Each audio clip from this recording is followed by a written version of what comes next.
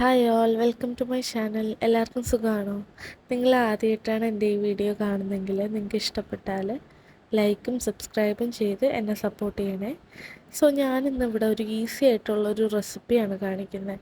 നമ്മുടെ ചോറിൻ്റെ കൂടെയോ അല്ലെങ്കിൽ ചപ്പാത്തി, ദോശ, എന്തെങ്കിലും സ്പെഷ്യൽ വെറൈറ്റി റൈസിൻ്റെ കൂടെയൊക്കെ നമുക്ക് നല്ല അടിപൊളി കോമ്പിനേഷൻ ആയിട്ടുള്ളൊരു ഈസി ആൻഡ് ക്വിക്ക് റെസിപ്പിയാണ്. ഇതിന് മെയിനായിട്ട് വേണ്ടത് വഴുതനങ്ങയാണ്. പച്ച കളർ വഴുതനങ്ങയോ അല്ലെങ്കിൽ നമ്മൾ യൂഷ്വലി വാങ്ങുന്ന വയലറ്റ് കളറാണേലും ഒരു കുഴപ്പമില്ല. ഞാനിവിടെ എടുത്തിട്ടുള്ളത് പച്ച കളർ വഴുതനങ്ങയാണ്. അത്യാവശ്യം സൈസുള്ള 2 വഴുതനങ്ങയാണ് ഇവിടെ എടുത്തിട്ടുള്ളത്. നല്ലോണം കഴുകി വൃത്തിയാക്കിയിട്ട് അതിന് ചെറിയ പീസാക്കാണ്ട് അത്യാവശ്യം വലിയ സൈസിൽ കട്ട് ചെയ്തെടുക്കുക. കാരണം ചെറിയ പീസാക്കിയാൽ അത് കുഴഞ്ഞു പോകും. വലിയ പീസാകുമ്പം അത് നമുക്ക് കടിച്ചു കഴിക്കാൻ പറ്റിയ രീതിയിൽ അതുണ്ടാവും.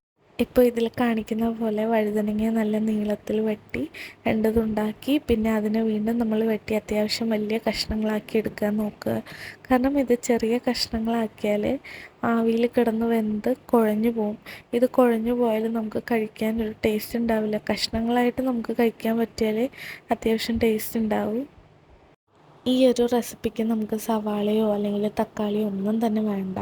ഇതിന് വഴുതനങ്ങ മാത്രമാണ് നമ്മൾ എടുക്കുന്നത്. പിന്നെ വേണ്ടത് കുറച്ച് കറിവേപ്പിലയും കൂടെ, പിന്നെ മസാലകൾ മാത്രമാണ് ഇതിനാവശ്യം. വഴുതനങ്ങ എപ്പോഴും കട്ട് ചെയ്ത ഉടനെ കുക്ക് ചെയ്യാൻ ശ്രമിക്കുക. ഇനി അങ്ങനെ പറ്റിയില്ല വെച്ചാൽ നമ്മൾ കുറച്ച് വെള്ളത്തിൽ വഴുതനങ്ങ ഇട്ട് വെക്കുക. അപ്പോൾ അതിലൊരു കറുത്ത കളർ വരില്ല. അപ്പോൾ കട്ട് ചെയ്ത് വെച്ചതിന് ശേഷം നമ്മൾ സ്റ്റൗ ഓൺ ചെയ്യുക. സ്റ്റൗ ഓൺ ചെയ്തിട്ട് അതിലൊരു നോൺ സ്റ്റിക്ക് പാത്രം വെച്ച് ഗ്യാസ് ഓൺ ആക്കിയിട്ട് എണ്ണ ഒഴിക്കുക. എണ്ണ ചൂടായതിന് ശേഷം നമ്മൾ കടുക് പൊട്ടിക്കുക. കടുകെല്ലാം പൊട്ടിയതിന് ശേഷം നമ്മൾ വഴുതനങ്ങ അതിലോട്ട് ആഡ് ചെയ്യുക. സവാളയോ തക്കാളിയോ ഒന്നും തന്നെ ആഡ് ചെയ്യണ്ട. നമുക്ക് ഡയറക്റ്റ് വഴുതനങ്ങ തന്നെ അതിലോട്ട് ആഡ് ചെയ്യാം. വഴുതനങ്ങ ആഡ് ചെയ്തതിന് ശേഷം നമ്മൾ നന്നായിട്ട് മിക്സ് ചെയ്യുക. കാരണം ചിലപ്പോൾ ഒന്ന് അടിയിൽ പിടിക്കാൻ ചാൻസ് ഉണ്ട്.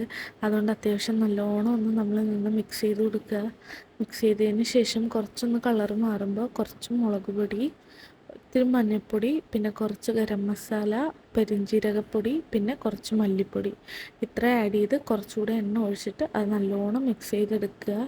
എല്ലാം മിക്സ് ചെയ്തതിന് ശേഷം നമ്മൾ അതിന് പാകമായിട്ടുള്ള ഉപ്പ് ആഡ് ചെയ്യുക. ഉപ്പ് ആഡ് ചെയ്തിട്ട് നല്ലോണം മിക്സ് ചെയ്ത് കൊടുക്കുക. നമ്മൾ വേറെ വെള്ളമോ ഒന്നും ഒഴിക്കാത്തതുകൊണ്ട് തന്നെ നമ്മൾ നല്ലോണം മിക്സ് ചെയ്യണം. അല്ലെങ്കിൽ അത് അടിയിൽ പിടിക്കാൻ ചാൻസ് ഉണ്ട്. കുറച്ച് നേരം നമ്മളിത് അടച്ചു വെക്കാണ്ട് അത്യാവശ്യം ആ ഒരു അരപ്പ് പിടിക്കുന്നത് വരെ നല്ലോണം ഒന്ന് മിക്സ് ചെയ്ത് കൊടുക്കുക. അതിന് ശേഷം ആവശ്യമുള്ള ഒരു അല്ലി കറിവേപ്പില അതിലോട്ട് മിക്സ് ചെയ്തെടുക്കുക. കറിവേപ്പില ആഡ് ചെയ്തതിന് ശേഷം നമ്മളൊരു ചെറിയൊരു ലിഡ് കൊണ്ട് അതൊന്ന് ക്ലോസ് ചെയ്ത് കുറച്ച് നേരം അത് ആവിയിൽ വേവാൻ വയ്ക്കുക. ഒരു 10 മിനിറ്റ് നമ്മളിത് അടച്ചു വെച്ച് വേവിച്ചാൽ മതിയാവും. നമ്മുടെ ഡിഷ് ഇവിടെ റെഡിയാണ്. അധികം എണ്ണയോ സവാളയോ ഒന്നും തന്നെ ഇല്ല.